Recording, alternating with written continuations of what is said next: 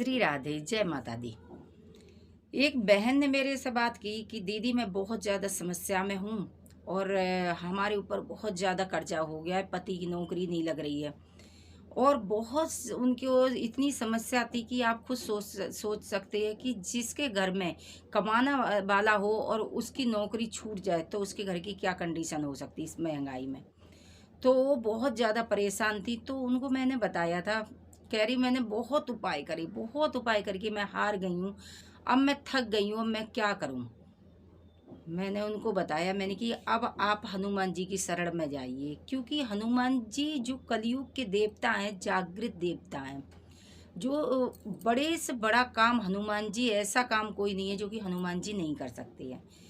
तो जो हनुमान जी का मैंने उनको एक भोग बताया था, वो हनुमान जी का आपने बूंदी का भोग लगाया होगा, उनको लड्डुओं का भोग लगाया होगा, गुड़ और चने का भोग लगाया होगा।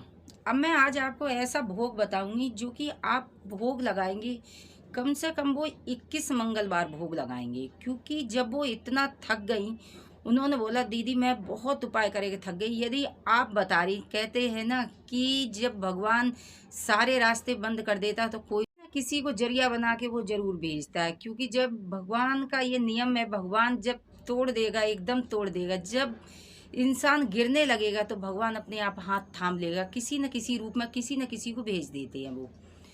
तो उन्होंने इतना श्रद्धा विश्वास के साथ वो भोग लगाया, तो मैंने उनको बताया 21 मंगलवार वो भोग लगाना है आपको, और बिल्कुल ज़्यादा खर्चा नहीं, बहुत नॉर्मल भोग बताया था मैं। क्योंकि उनके पास ही उनकी आर्थिक जो तंगी थी बहुत ज़्यादा खराब थी, आर्थिक स्थिति उनकी इतनी खराब थी कि आप सोच नहीं सकेंगे, रोती थी वो।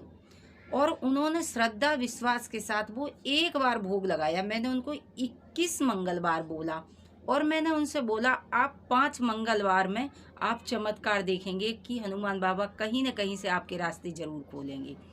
लेकिन उन्होंने इतना श्रद्धा विश्वास के साथ भोग लगाया, वो आप सोच नहीं सकते हैं कि बस एक मंगलवार को वो भोग लगाया, और भोग लगा के दूसरा मंगल नहीं आ पाया जब तक उनके पति की जॉब लग गई। उनका फ़ोन आता है, दीदी आप कैसे मिलेंगी, कहाँ मिलेंगी, मैं आपका धन्यवाद करूँगी। मैंने कि ऐसा क्या हुआ कि आपने ऐसा भोग लगाया, हनुमान बाबा इतना प्रसन्न हो गए और हमारे पति की नौकरी लग गई। और नौकरी भी क्या, हमारे पति की, मैंने, क्योंकि इनका पति बहुत अच्छे पढ़े लिखे थे और उनके पति की मैनेजर की पोस्ट पर जॉब लग गई, बहुत अच्छी सैलरी के साथ। दीदी अब क्या करें। मैंने कि 21 मंगलवार जब मैंने बोला है, तो आप 21 मंगलवार को, उनकी जॉब लग गई तो 21 मंगलवार को उन्होंने 21 मंगलवार को भोग लगाया। अब आइए चलते हैं कि उन्होंने किस चीज़ का भोग लगाया। आपने सब चीज़ का भोग लगाया होगा, तो आप एक हमारे कहने से भोग लगा, आपकी जटिल से जटिल प्रॉब्लम होगी, या आपने कर्जा लिया है या किसी को दिया है, या कोई बीमार है, या जॉब नहीं लग रही है, यानी कि कोई भी समस्या है, घर मकान गिरवी रख दिया है या मकान आपको लेना है, यानी कि ऐसी कोई प्रॉब्लम नहीं है जो कि भगवान पूरी नहीं कर सकते हैं, हनुमान बाबा पूरी नहीं कर सकते हैं। तो आप क्या करेंगे, मंगलवार वाले दिन, शनिवार को नहीं, मंगलवार वाले दिन आप क्या करेंगे, गेहूँ लेंगे और गेहूँ साफ करके उसमें कुछ घुन वगैरह नहीं होना चाहिए, कीड़ा, और थोड़ा सा घी डाल के उनको घर में ही भूंजेंगे।